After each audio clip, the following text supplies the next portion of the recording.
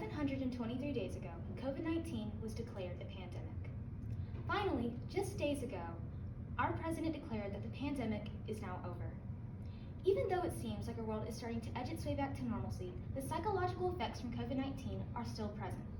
Hi, I'm Haley Standridge, and today I would like to explain how COVID-19 has caused or affected people with mental illnesses.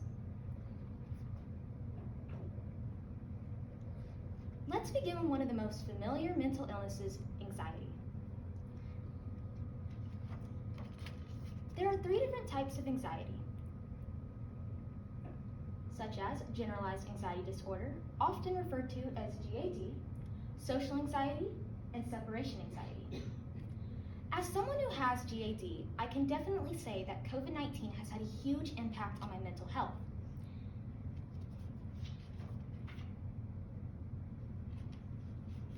In fact, I'm still experiencing a lot of triggers to my anxiety than usual, particularly from schoolwork. Because of multiple exposure quarantines, I've been extremely behind in my schoolwork. This by far has had the biggest psychological effect on me.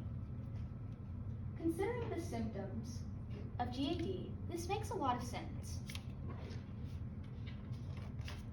GAD is commonly genetic and one of the most difficult anxiety disorders to deal with.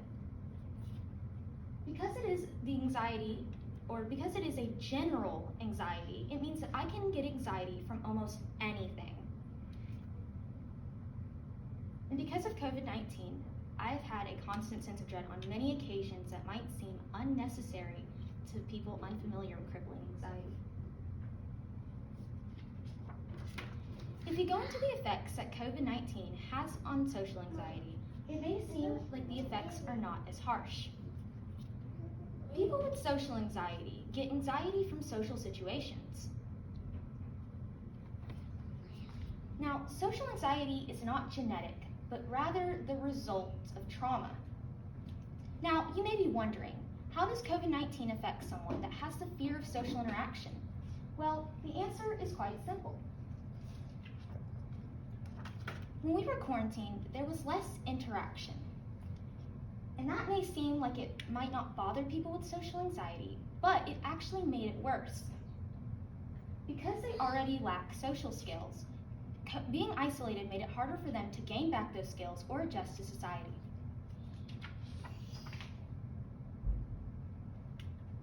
Continuing the topic of social interaction, let's talk about how COVID-19 has affected separation anxiety.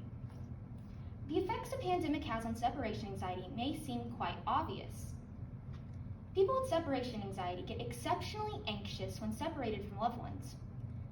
With this in mind, just imagine how isolation can seriously degrade a patient's health. When people with separation anxiety are separated from coworkers, teachers, friends, even their own children, that can trigger a lot of serious problems, especially their social interaction as well.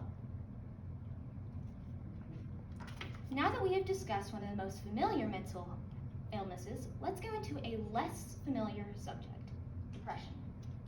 Like anxiety, there are many different forms of depression.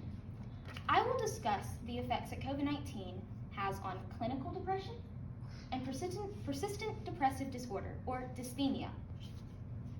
Clinical depression is the short-term version of common depression.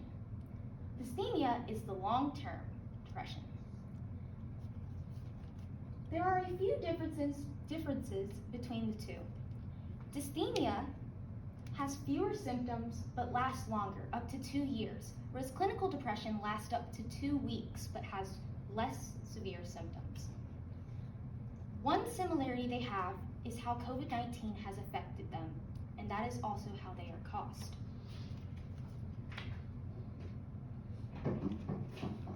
Both forms of depression have common causes: loss, trauma, and/or continuous stress. Unfortunately, COVID-19 has caused all of those onto many people. According to the Central Disease Control, 944,000 people have lost their lives from COVID-19. This is an extremely high amount of loss. Not only has COVID caused loss, it's also caused many financial burdens, such as inflation, unemployment, and lack of business. Even though it seems like there would be more job opportunities available, being unemployed for a very long time actually leaves a bad score on people. When you're unemployed for a long time and you apply for a job, many people will think that you're inexperienced. Not being able to find a job or an adequate career that can support you and your financial needs can lead to serious mental health issues, including long-term depression. There are many more mental illnesses that are affected by COVID-19. Even though times are tough, we're getting through this together. Thanks to the support and the kindness of our world, there are many services that you can contact to help you with every need you need. You are not alone is the National Alliance for Mental Illnesses motto. They live out this motto by providing a 24-hour mental health hotline. Whenever you are feeling overwhelmed or alone, please call this number. Another source that's commonly overlooked is your primary doctor.